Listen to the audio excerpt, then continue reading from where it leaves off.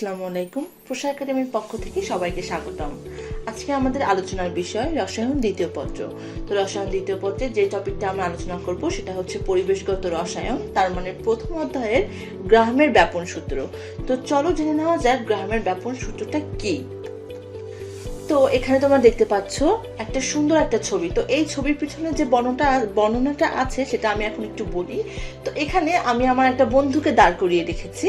তো বন্ধুকে দাঁড় করিয়ে রেখেছি এই বলে যে আমি একটা পাত্রে 50% কার্বন ডাইঅক্সাইড আর 50% অক্সিজেন নিয়ে তাপ দিচ্ছি এবং পাত্রের ঢাকনাটা খুলে দিয়েছি এবং বন্ধুকে বলেছি যে তুমি 10 ফিট দূরত্বে দাঁড়িয়ে থাকো এবং এই তাপ দেওয়ার সময় যে গন্ধটা বা যে গ্যাসের গন্ধটা তোমার নাকে আগে যাবে তুমি তার নামটা বলবে। এখন আমার বন্ধু 10 ফিট দূরেই দাঁড়িয়ে আছে এবং যখন আমি তাপ দিচ্ছি তখন তার গন্ধটা তার নাকে গিয়েছে এবং সে কোন গ্যাসের গন্ধটা পাবে, আসলে কার্বন ডাইঅক্সাইড নাকি অক্সিজেন, তো সেটাই হচ্ছে গ্রাহামের ব্যাপন সূত্র। তো গ্রাহামের ব্যাপন সূত্র সেটাই বলে যে কোন গ্যাসটা আগে ব্যাপন হবে। তো চলো আমরা আরো একটি উদাহরণ দেখে নিই। আমরা এখানে দেখতে পাচ্ছি একটা চিকন ছেলে আর একটা মোটা ছেলে।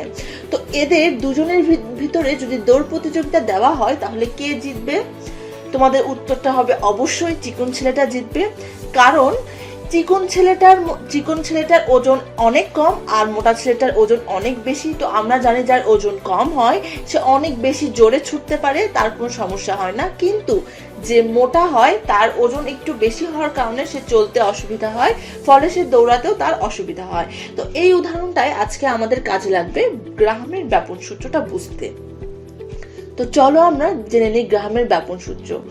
স্থির তাপমাত্রা ও চাপে গ্যাসের ব্যাপন হার অণুর ঘনত্বের বর্গমূলের ব্যস্তানুপাতিক। বিষয়টা আসলেই জটিল। এই জটিল বিষয়টাকেই আমরা বোঝার চেষ্টা করব। তো চলো জিনিসটা আবার আরেকটু ভালো করে শুনে নেই। স্থির তাপমাত্রা ও চাপে গ্যাসের ব্যাপন হার অণুর ঘনত্বের বর্গমূলের ব্যস্তানুপাতিক।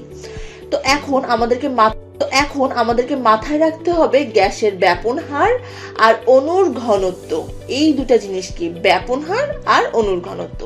তো গ্যাসের ব্যাপন হার কি যদি সেটা আমরা বলি তাহলে আমরা জানি ব্যাপন হারকে আমরা আর দ্বারা ডিনোট করি। তো ব্যাপন হার is equal to V by T. এখানে ভি হচ্ছে ভলিউম আর টি হচ্ছে টাইম। তো অবশ্যই তাহলে আমাদের ভি বাই টি এর ক্ষেত্রে ইউনিটটা হবে লিটার পার সেকেন্ড। এখন যদি আমরা বলি অণুর ঘনত্ব, তো ঘনত্বটা কি, তাহলে দেখা যায় ডি, দ্যাট মিন্স অণুর ঘনত্ব is equal to M by V. এমটা হচ্ছে মাস আর ভিটা হচ্ছে ভলিউম। তো এই যে ঘনত্বর জন্য যে সূত্রটা এম বাই ভি, এর ক্ষেত্রে কোন ইউনিটটা কাজে দেবে আমাদের? ইউনিটটা হচ্ছে কেজি পার মিটার কিউব। তো এই সূত্রটাতে আসলে বলা হয় ব্যাপনের হার ঘনত্বের বর্গমূলের ব্যস্তানুপাতিক। বলা হয় ব্যাপনের হার ঘনত্বের বর্গমূলের ব্যস্তানুপাতিক। আমরা দেখেছি কি আগের স্লাইডে ব্যাপনের হারকে আমরা আর দ্বারা ডিনোট করেছি। ব্যাপনের হার that means R is proportional to 1/√d। ব্যাপনের হার ঘনত্বর মানে ব্যাপনের হার আর ঘনত্বের বর্গমূলের ব্যস্তানুপাতিক। কার ব্যস্তানুপাতিক? প্রপোর্শনাল টু 1/√d, মানে ঘনত্বের বর্গমূলের ব্যস্তানুপাতিক। আমরা এখানে ধরেছি ঘনত্ব ইজ ইকুয়াল টু ডি। তো দ্যাট মিন্স সূত্রটা দাঁড়ায় আর ইজ প্রপোর্শনাল টু 1/√d। তার মানে বিষয়টা কি দাঁড়াচ্ছে যে ঘনত্ব যত বেশি হবে ব্যাপনের হার তত কমবে আর ঘনত্ব যত কম হবে ব্যাপনের হার তত বাড়বে।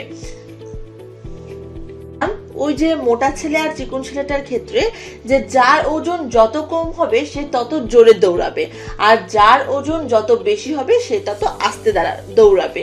তো ব্যাপারটা সেরকম যে যার ঘনত্ব যত বেশি হবে ব্যাপনের হার তার ঠিক ততটাই কম হবে আর যার ঘনত্ব যত কম হবে ব্যাপনের হার তার ঠিক ততটাই বাড়বে। তাহলে আমরা যদি ধরি যে D1 ঘনত্বের জন্য ঘনত্বের জন্য রেট হবে R1 আর D2 ঘনত্বের জন্য রেট হবে R2। তাহলে আমাদের সূত্রটা যে দাঁড়ায় R1 is proportional to 1/√D1। That means এই যে প্রপোর্শনটা আমরা উঠিয়ে এখানে k বা কনস্ট্যান্ট যেটা সেটা বসালাম। তো R2 এর ক্ষেত্রেও আমরা সেম একটা ইকুয়েশন পাবো। তো আমরা দুইটা ইকুয়েশনকে মার্ক করলাম 1/R2 দ্বারা। তার মানে R1 এর জন্য ইকুয়েশনটা হচ্ছে k into 1/√D1 আর R2 এর জন্য ইকুয়েশনটা দাঁড়াচ্ছে k into 1/√D2। সো এখন যদি আমরা 1 কে 2 দ্বারা ভাগ করি তাহলে আমরা পাই obviously R1/R2 is equal to এখানে k কেটে যাবে, তো √D2/D1।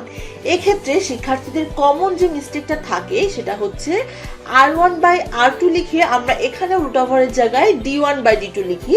এটা তোমরা মাথার মধ্যে ভালোভাবে গেঁথে নাও যে এটা কিন্তু পুরোই ভুল সূত্র। আসলে হবে R1/R2 is equal two √D2/D1। তার মানে এই বাম সাইডে যদি R1/R2 হচ্ছে তার মানে আমরা এটা মাথার মধ্যে রেখে নেব যে ডান সাইডে তার মানে D2টা আগে যাবে। বাম সাইডে R1 আগে, ডান সাইডে D2 আগে। সো তার মানে দেখা যাচ্ছে R1/R2 is equal two √D2/D1। তো প্রথমেই আমি তোমাদেরকে একটা ঘটনা দেখিয়েছিলাম যে আমি আমার বন্ধুকে একটা জ্বলন্ত পাত্র থেকে 10 ফিট দূরে রেখেছি এবং আমি সেই পাত্রটার মধ্যে কার্বন ডাইঅক্সাইড আর অক্সিজেন সমপরিমাণে নিয়ে জ্বালাচ্ছিলাম। তো এক পর্যায়ে জ্বালানোর শেষে আমি পাত্রের ঢাকনাটা উঠিয়ে দিলাম। এখন আমি আমার বন্ধুটিকে বললাম যে বন্ধু তুমি কোন ঘ্রাণটা আগে পাচ্ছ? আমার বন্ধু অনেক ভাবলো। তারপরে আমরা এই ডিসিশনে আসলাম যে অবশ্যই এর মধ্যে সেই গ্যাসটাই আমার বন্ধুর নাকে পৌঁছেছে যে গ্যাসটা হালকা, যে গ্যাসের ওজনটা হালকা, যে গ্যাসটা ভারী না। তো এই দুইটার মধ্যে অবশ্যই একটার ওজন ভারী আছে, একটা ওজন বেশি আছে, আর একটা ওজন কম আছে। তো চলোই আমরা দেখে নিই আসলে সেই জিনিসটা কি। তো এখানে আমি বলেছি আমি 50% কার্বন ডাইঅক্সাইড দিয়েছি। তো আমরা জানি কার্বন ডাইঅক্সাইডের আণবিক ভর 44 আর আমরা 50% অক্সিজেন দিয়েছি। তো অক্সিজেনের আণবিক ভর 32। তো আমরা ওখানে পেয়েছিলাম একটা সূত্র, মানে আমাদের যে গ্রামের ল আছে ওটা থেকে পেয়েছিলাম R is proportion to 1/√D। তো তার মানে আমরা এই সূত্র থেকে পেয়েছিলাম R1/R2 is equal to √D2/D1। আগেই তোমাদের বলেছি। তো এখানে আমরা R1 এর জায়গায় অক্সিজেন ধরেছি। তো তার মানে রেট অফ অক্সিজেন মানে অক্সিজেনের ব্যাপন হার is equal to √D2। তার মানে D2 হবে কার্বন ডাইঅক্সাইডের আণবিক ভর।